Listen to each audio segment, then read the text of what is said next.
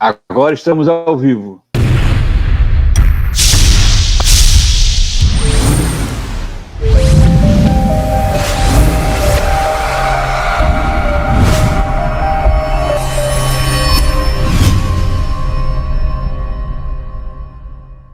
Ao vivo com Pedro Duarte, finalmente, hein, cara? Que é isso? Pois é, tivemos aqui uma dificuldade técnica, mas nada que já não tenha sido resolvido. Graças a Deus, mas eu fico impressionado com a instabilidade, a fragilidade desse nosso sistema de comunicação, né? Imagina se fosse um troço mais sério, problema, né? Enorme. Isso aqui, graças a Deus, por mais sério que seja, uma live. Nós estamos falando aqui de coisas completamente sem consequência, né? Graças a Deus, sem consequência alguma. Mas você imagina se a gente estivesse aqui fazendo alguma coisa séria, uma transmissão de uma coisa séria, e o troço cai de repente, sem informação, sem aviso, sem nada, estragando toda a programação. Quem trabalha com internet, dependendo do dia a dia, acaba tendo que fazer aquele modelo de redundância, né, que chamam, que é para tudo você tem que ter uma segunda opção. Então tem que ter 2 internets em casa, tem que ter 2 computadores, tem que ter 2 celulares. Tem que ter um backup, porque você não consegue funcionar. E ainda não está perfeito, não. Está oscilando ainda, estou te ouvindo de vez em quando, você entra com voz de pato. Eu também devo estar entrando com voz de pato. Tem para você. Não, por aqui tá ótimo. Tudo bem? Te ouço muito bem. Tudo bem, sim, com você. Graças a Deus, bem também. Depois desse aborrecimento, que eu fico para morrer com essas coisas, né? Eu não aceito esse tipo de situação de jeito nenhum. Eu posso completamente estapafúrdio. E para você ter ideia, né? Isso causou tanto problema que todo mundo estava acompanhando lá, já pelo ao vivo que eu estava fazendo pelo celular, acabou não vindo para cá. Até agora eu não consegui entrar, tá vendo? Sim. Isso causou toda a sorte de problema para o nosso acompanhamento. Estou tentando ver se encontro eles aqui perdidos pela minha live, mas ainda não consegui. Acho que agora é que eu vou conseguir chamá-los. Pena que a gente está falando de saneamento, não está falando de internet, né? Já estava envolvido aí no tema. Já completamente mergulhado no tema. Mas tudo. Como é que está a tua semana? Tá tranquilo, mas eu ia falar que tudo isso é área de infraestrutura. Né? Telecomunicações, saneamento, faz parte da infraestrutura e do Risco Brasil também, né? Dos serviços que nós temos. Que é uma coisa temerária, né? Extremamente temerária. A ampla maioria dos nossos serviços são fornecidos de forma precária, né? Instabilidade. São precários, são frágeis, né? São mal servidos, muito bem cobrados, mas extremamente mal servidos, né? Essa semana eu peguei para fazer a pauta, né, do que nós íamos conversar. Sim. E vi aquele teu vídeo, inclusive eu coloquei o vídeo na chamada. Quem está nos acompanhando aqui sabe que eu botei o vídeo na chamada, e aquele vídeo, primeiro, foi muito bem feito. Ele conseguiu reduzir e resumir muito rapidamente todo o problema que nós temos. Obrigado. Só me assustou o número que se apresenta no vídeo. Entrou em votação no Senado o novo marco do saneamento básico. No Brasil, 35 milhões de pessoas não podem lavar as mãos ou beber água potável. E 105 milhões, metade da população do país, ainda convivem com esgoto a céu aberto. No momento, os índices do Rio de Janeiro não poderiam ser piores. Só 35% do esgoto da capital é tratado. E acho que nem precisamos citar a crise da água no Rio no início do ano. Até hoje, alguns bairros ainda recebem água poluída. Outras 5 cidades do estado estão entre as piores e praticamente não tratam seus esgotos. A gestão de todas elas pertence à SEDAI. Essa tragédia urgente sempre foi realidade e nada nunca foi feito. Por outro lado, Niterói tem um dos melhores saneamentos do Brasil. 100% da população é atendida com água tratada e 95% do esgoto é tratado. Outros destaques são Petrópolis e Nova Friburgo. Todas estas cidades sob a administração da iniciativa privada. São chocantes demais. Se você trabalhar com um outro relatório que foi feito, eu não me lembro exatamente qual organismo na ONU que soltou no final de 2018, um relatório que dizia que nós tínhamos 57% das residências no Brasil não recebem o total do saneamento básico, né? E aí 57% que ele está querendo dizer é o seguinte: pode até ter uma coisa ou outra, mas não tem o todo, não tem o conjunto, não tem a coleta do esgoto in natura e o fornecimento de água. Então, dentro desses 57% não atendidos, pode até ser quem tem uma água encanada, pode até ser que tenha uma coleta de esgoto, mas não tem as duas coisas juntas. Fora o número de 38% de que não tem nenhuma coisa nem outra. Sim. Então, esses são números estarrecedores, né? O camarada não tem água potável e não tem onde direcionar os seus dejetos. Exatamente. Saneamento básico, todo mundo sempre soube que os políticos fogem dessa responsabilidade, porque é o tipo de obra, é o tipo de trabalho que não aparece. Ele não tem como inaugurar, né? Ele não tem como levantar uma bandeira, dizer que fez, aconteceu, e está aí. Para quem quiser ver, quem passa na linha vermelha, aquele monumento à incompetência que foram aquelas pizzas gigantes feitas no governo do Garotinho, se eu não me engano. Você deve lembrar do que é, que era uma unidade de tratamento ali, não é isso? Sim, exatamente. Por que nós chegamos a esse estado de coisas? Bom, na minha opinião, Uhum.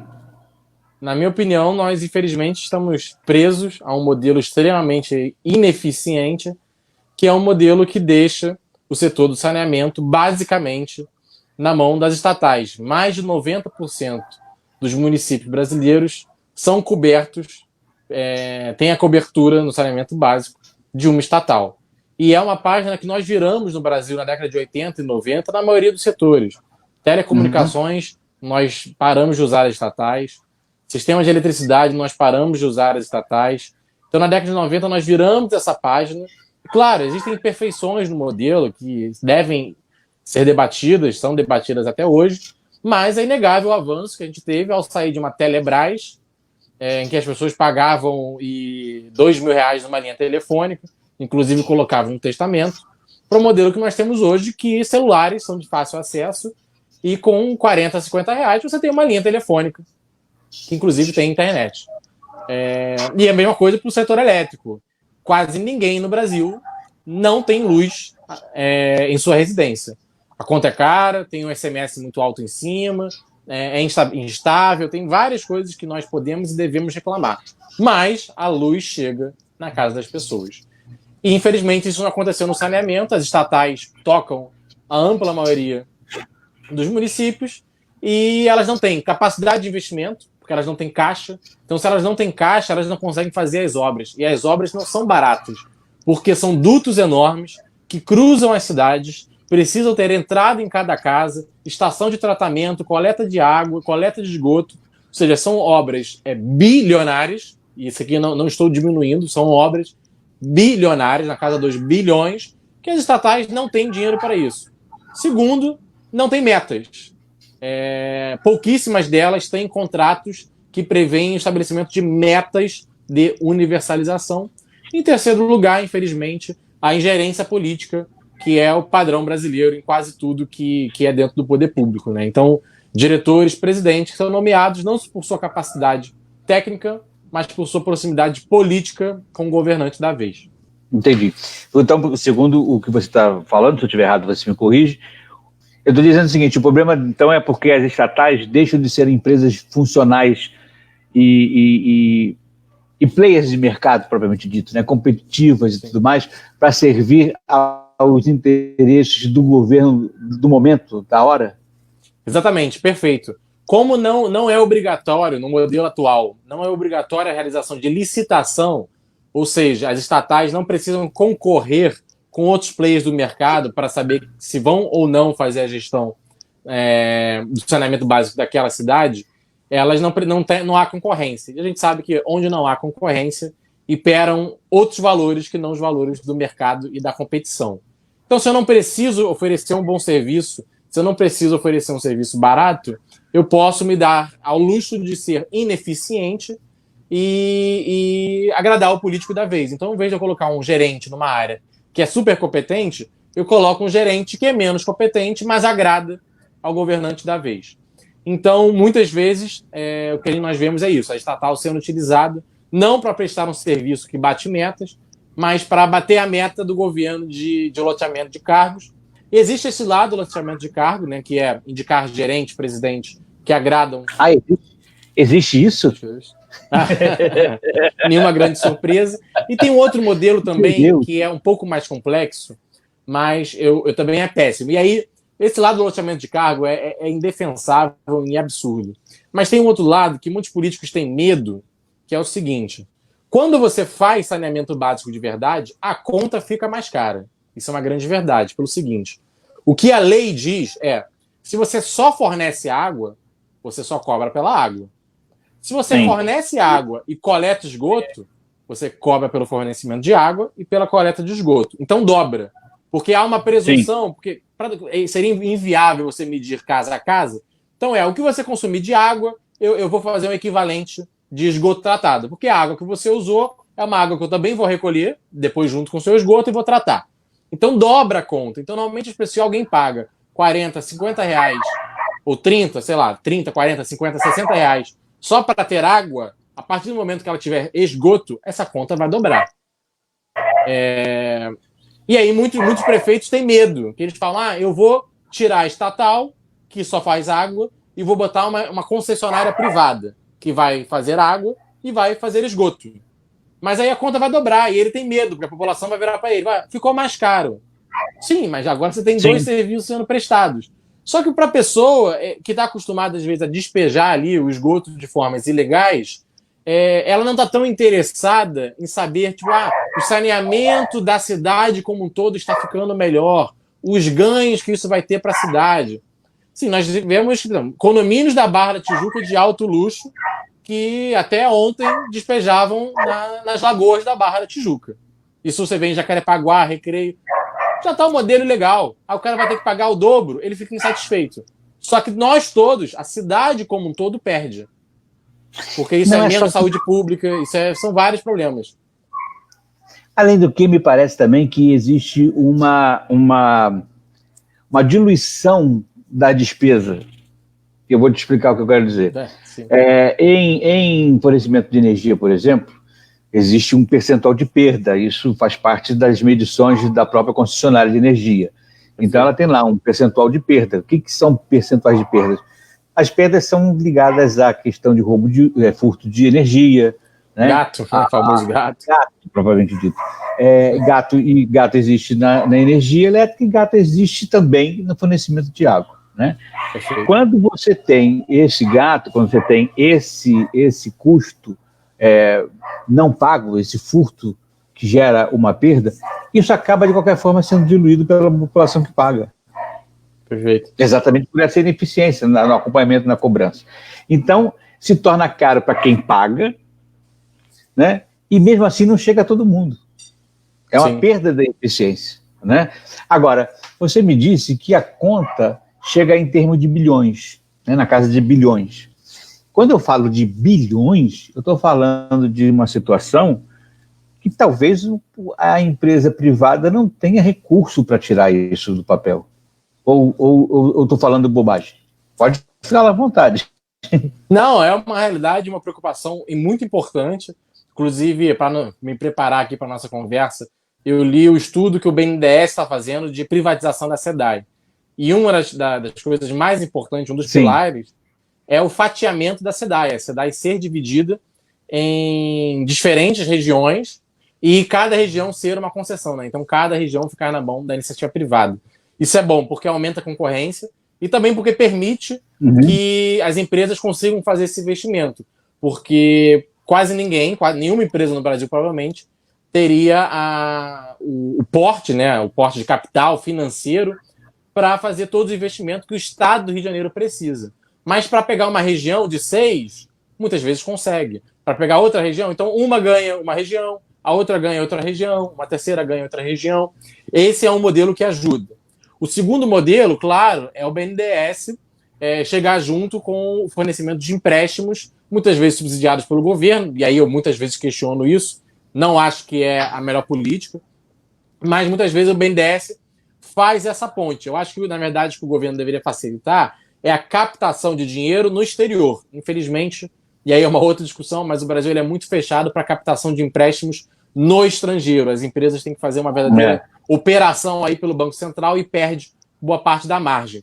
Mas facilitar a captação de investimento lá fora ajudaria muito que elas tivessem esse capital que é muito necessário para você chegar junto no investimento. Mas para você ver, a SEDAI investe por ano no Rio de Janeiro algo por volta de 176 milhões na expansão do esgoto. A estimativa é que o investimento privado conjunto dessas 6 regiões seja na casa dos 2 bilhões. Então nós estaríamos aumentando em 10 vezes, na verdade em mais de 10 vezes, os investimentos na expansão da rede de esgoto no estado do Rio de Janeiro, e somando, né, a atuação de diferentes agentes que passariam a atuar nessa SEDAI fatiada. Agora, quando você fala de fatiamento, que é bastante interessante, diversas regiões, cada uma coberta por uma área. Como hoje nós temos Light e Ampla, por exemplo. A Light do lado de cá e a Ampla, onde era a antiga Serge, e a Light onde era... Exatamente. Só que essa concorrência, na prática, ela não existe. São players jogando paralelamente, mas em campos diferentes. Essa concorrência não existe, porque eu aqui, por exemplo, onde moro, que recebo o fornecimento da Light, eu não posso dizer assim, Light, você não me serve, eu vou buscar a Ampla, porque a Ampla não está aqui. Perfeito. Então, quando eu tiver essa situação de que o fornecimento da Zona Sul for feito por uma empresa, fornecimento de água, e aqui eu quiser, na Zona Norte, eu quiser água, eu também não vou poder pedir o cara lá da Zona Azul para trazer para cá. Entende? Não, perfeito. Então, isso não gera necessariamente ainda uma concorrência como deveria ser. Existirão empresas que poderiam ou poderão, numa questão de insolvência sua ou de queda absoluta de sua competência para realizar o trabalho, que eu como governo abra a concessão para outro. Ponto. Perfeito. Mas eu, como consumidor, ainda não estarei nesse jogo de concorrência. Entende o que eu quero dizer? Sim. Diferente quando eu moro aqui e eu tenho 4 supermercados ao meu lado. Então, se um não me atender, eu vou no outro. Perfeito. Dificilmente eles vão conseguir gerar um cartel entre eles que eu, comprando num ou no outro, tanto faz. Né? Eles vão entrar em concorrência. E nesse caso não aconteceria. Né? Sim. Perfeito, Jansen. Isso é uma preocupação muito grande que existe, não só no Brasil, é uma preocupação mundial, porque é uma característica própria de todo o setor de infraestrutura. Eu sou advogado, formado em Direito pela PUC, e o ramo que eu mais gosto é o do Direito Administrativo e Direito Constitucional, que envolvem exatamente esses setores, e estou também agora concluindo minha pós em Gestão Pública, na qual analisamos modelos de PPPs, né, que são parcerias públicos-privadas, que é o caso de uma concessão. Então, o que acontece? Em qualquer lugar do mundo, existem alguns setores que você não tem como fazer competição na ponta. Não tem como diferentes empresas concorrerem para fornecer água para o Jansen, nem para fornecer luz para o Jansen. Assim como a gente não tem como oferecer concorrência numa rodovia. Né? Nós não podemos construir 5 rodovias que ligam Rio de Janeiro e Petrópolis e disputem aí. Imagina fazer uma ferrovia Rio-São Paulo, 3 ferrovias Rio-São Paulo. Por onde eu vou andar? O modelo, por questões basicamente naturais, ele se torna inviável. Então, o que se debate, essa concorrência, essa competição, ela ocorre no modelo, no momento do contrato. Então, o Estado, ele vira e fala, preciso de uma empresa que faça a gestão do saneamento básico na região serrana do Estado do Rio de Janeiro. Meus parâmetros são, eu quero uma tarifa de X, eu quero uma meta de universalização do meu serviço em 10 anos, eu quero esgoto tratado no índice tal em até 15 anos, enfim, colocam-se parâmetros. E as empresas concorrem e fazem contrapropostas. E a melhor contraproposta vence. Então, o momento da competição ele ocorre na hora de ganhar o contrato. E depois o contrato ele é fiscalizado pelo Ministério Público, pelo Poder Legislativo, pelo Executivo e pelas agências reguladoras. E é um momento essencial, porque um contrato firmado que não é fiscalizado é horroroso, é muito ruim para o cidadão.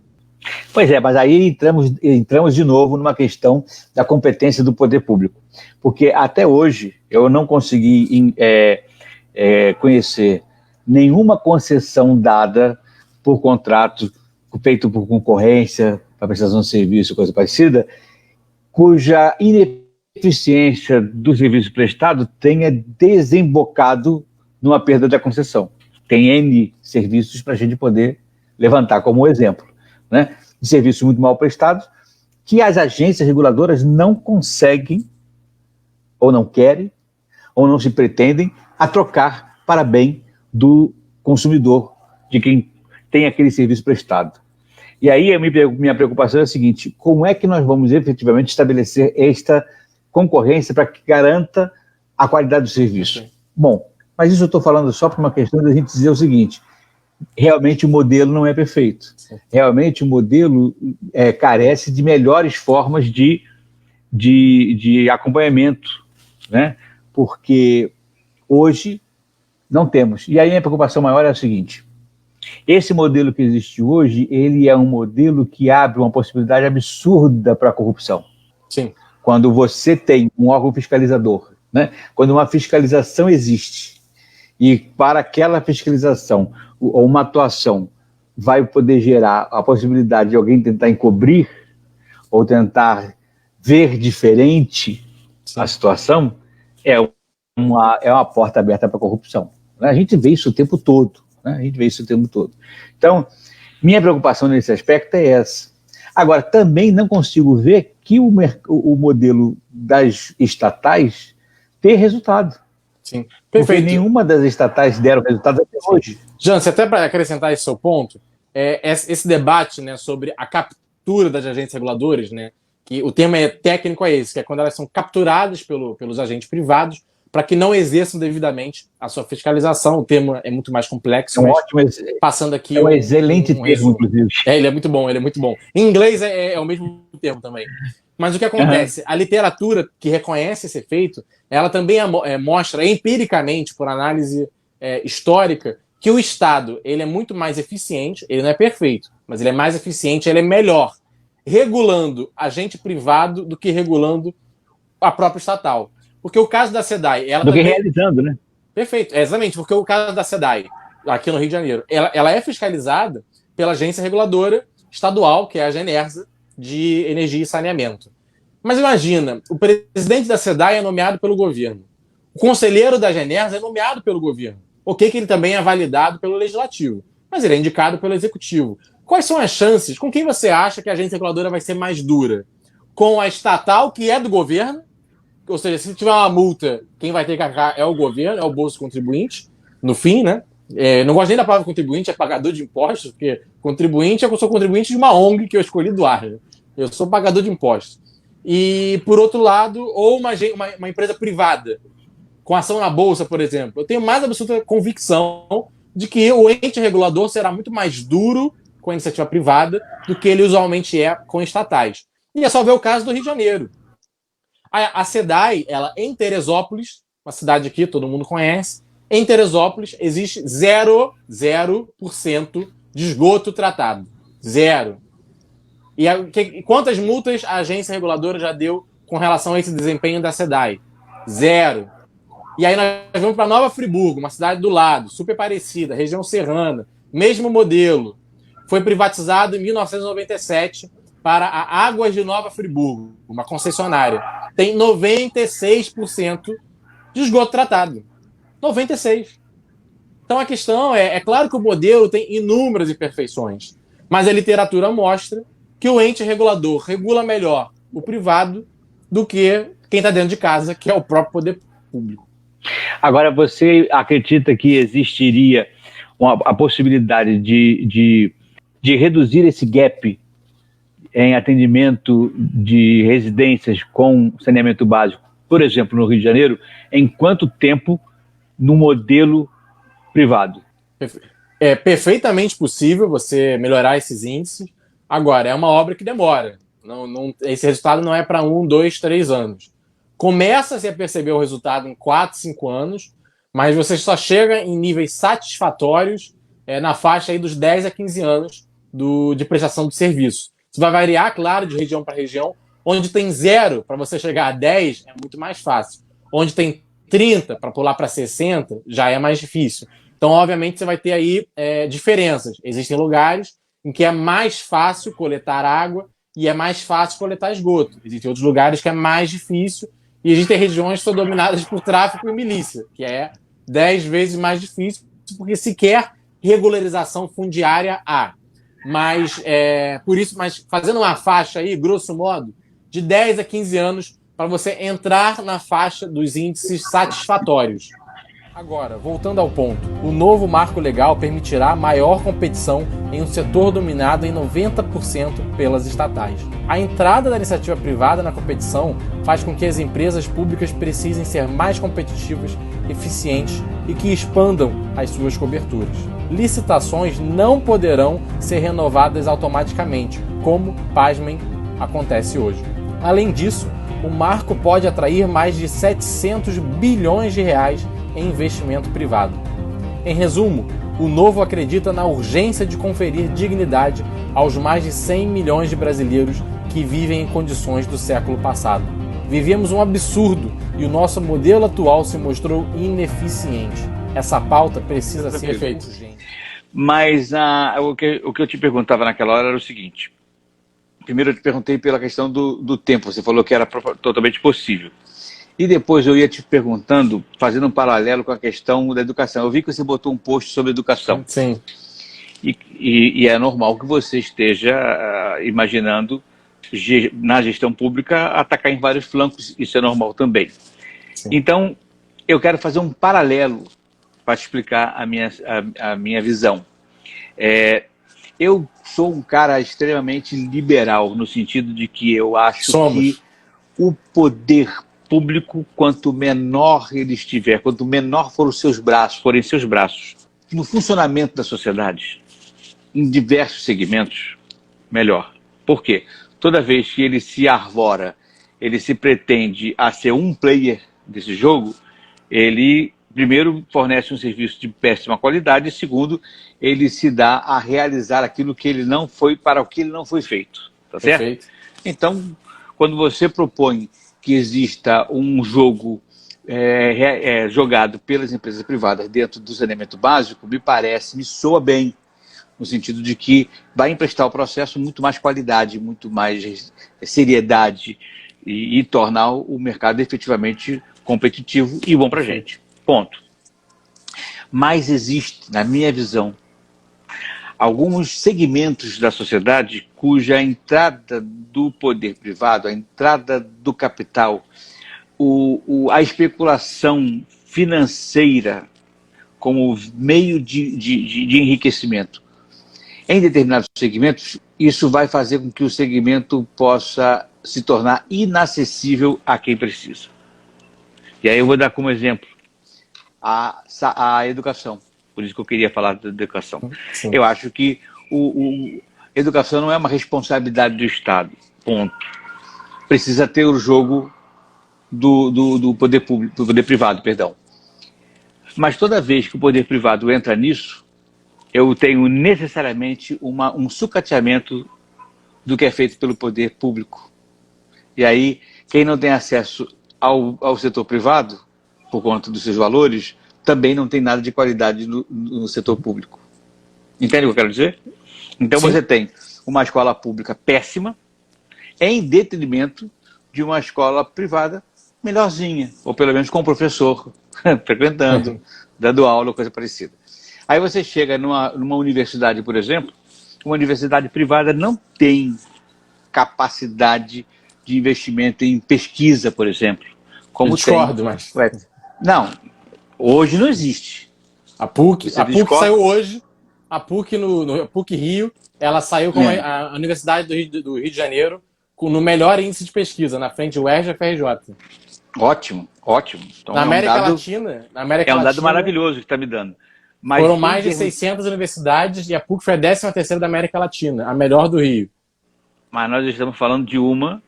Claro, mas digo... No meio de tantas. Essa regra é complexa. Essa regra pode ser quebrada, o que você está me mostrando agora, que essa regra pode ser quebrada. Ótimo, feliz por isso. Mas não é assim que acontece. A mesma coisa na saúde. Quando eu tenho empresa privada cuidando da saúde, a estrutura pública é defasada, ela é sucateada.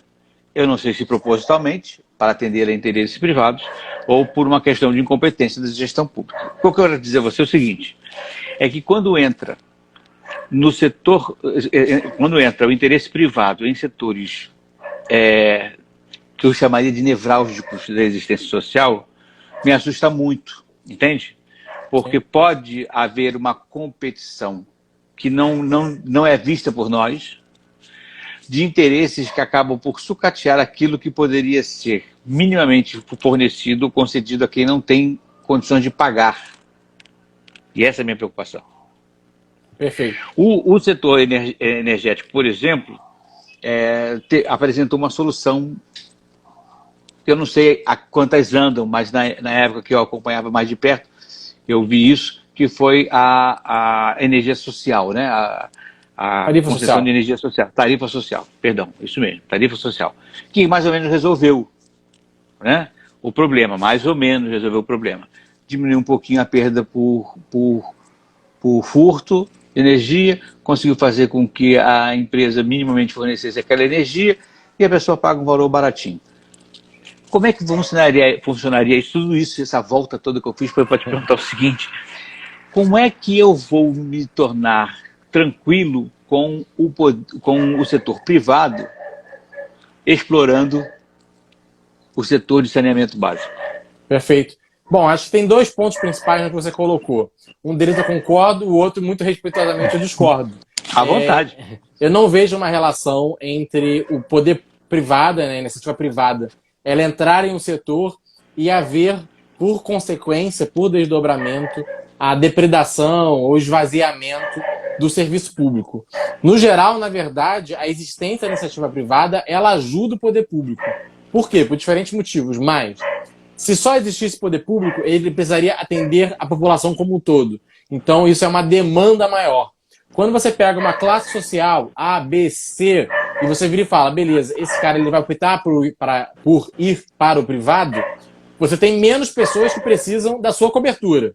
Então, em tese, isso deveria facilitar a capacidade do Estado de prestar esse serviço. A mesma coisa vale para a saúde. A partir do momento que eu, que poderia descer aqui na UPA e usar, opto por pagar o meu plano de saúde em outro lugar, eu estou ajudando a desafogar o sistema público de saúde.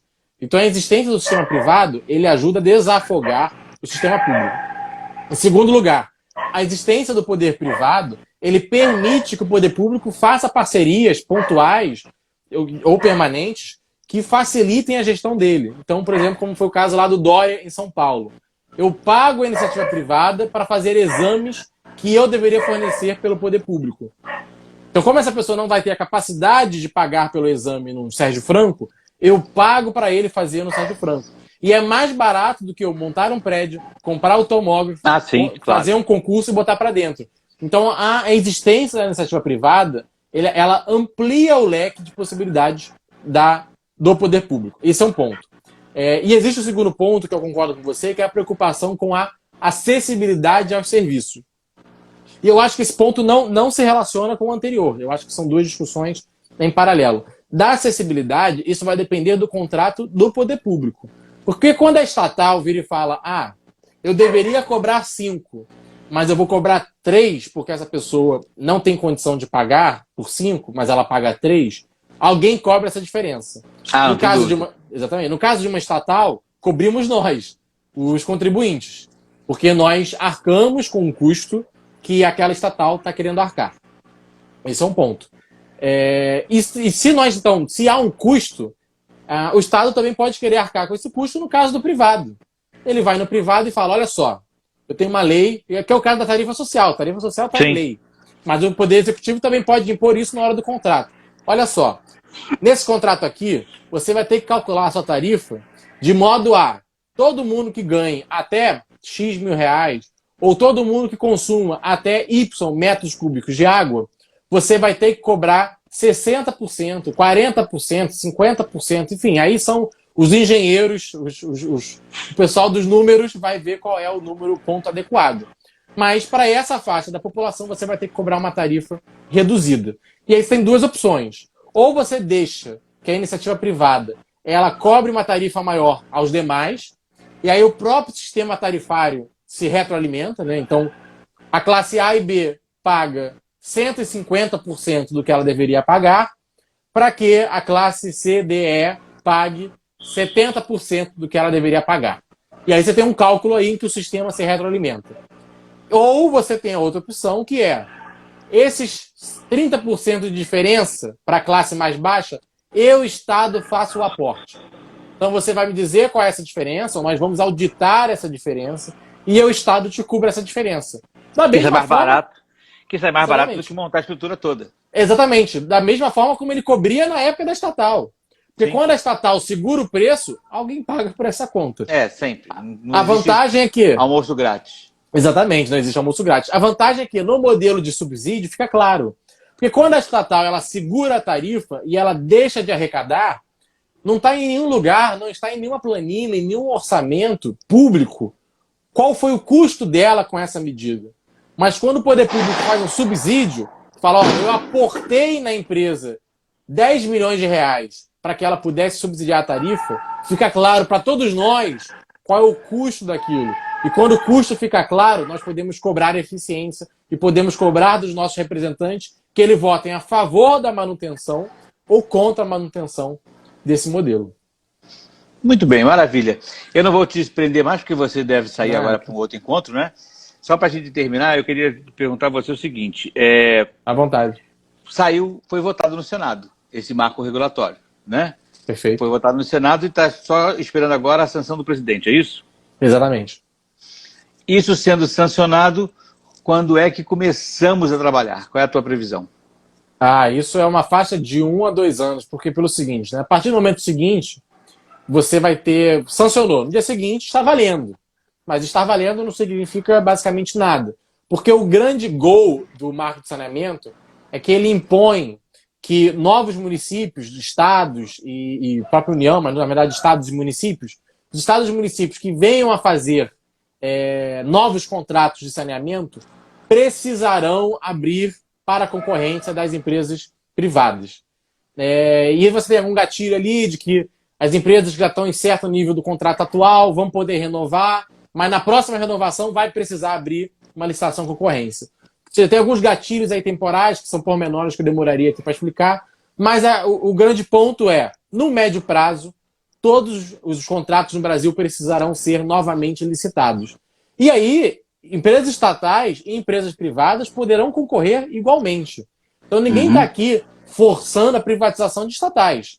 Se as estatais forem as melhores na hora da competição, na hora de ganhar o edital, de ganhar o contrato, seguiremos com o modelo de estatal. Eu acho difícil que elas se mantenham com 90% do market share. Não vão, vai diminuir. Mas aí, ou seja, daqui a alguns anos vão começar a vencer os contratos, aí você vai ter novos contratos, vão começar a entrar as empresas privadas, e aí elas vão começar a fazer os investimentos, que como a gente já falou aqui ao longo da conversa, demoram um pouco para começar a surtir efeito. Então a grande realidade é que nós podemos esperar aí 1 década para começarmos a ver esse efeito na ponta.